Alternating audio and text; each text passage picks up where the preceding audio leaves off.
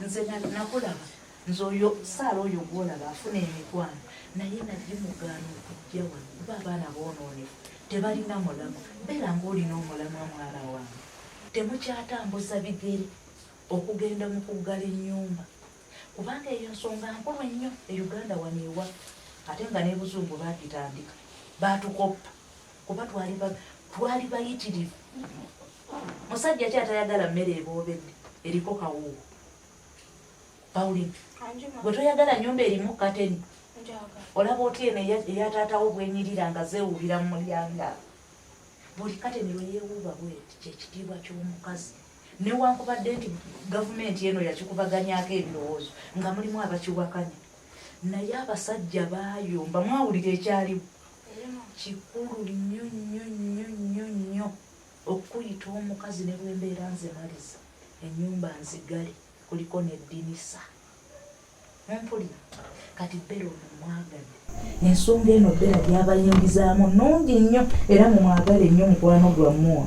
owulidde Pauline? Pauline naye yakitandika ekintu ekyo kivugire ddala maama oyo ye mukazi era ndabira ddala abakazi abagumidde okitegeera mugende mulye ku mmere mugirabe Saala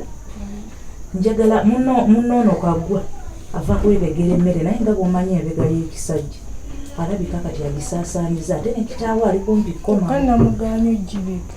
nedda nte kati abadde enjala emuluma ate omanyi munnoono sirise kati yandikoze eki ate nammwe ensonga zemuvaako nkulu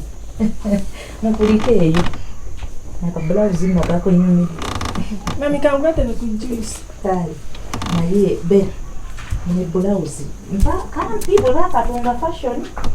omukazi tayambala wano ne walabika omukazi ayambala naggumira oyambadde bulungi n'oggumira bayibuli naye wano simululalukaze bulungi oba mu busiba butya sikasobola tokkirizanga wano kulabika mwe abakazi mulina n'ebisaanyizo omumanyi n'okuyingirira ensiko okiyita kyangu oyo ye mukazi aggumidde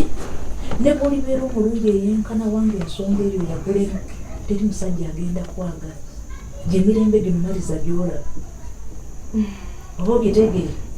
nange nagikyalira newankubadde ng'ensonga eyo si nyangu naye era kino nkutuma otambuze enjiri mu ggwanga lyaffe wano Uganda ensonga eyo gitambulize ddala oli mukazi wa buvunaanyizibwa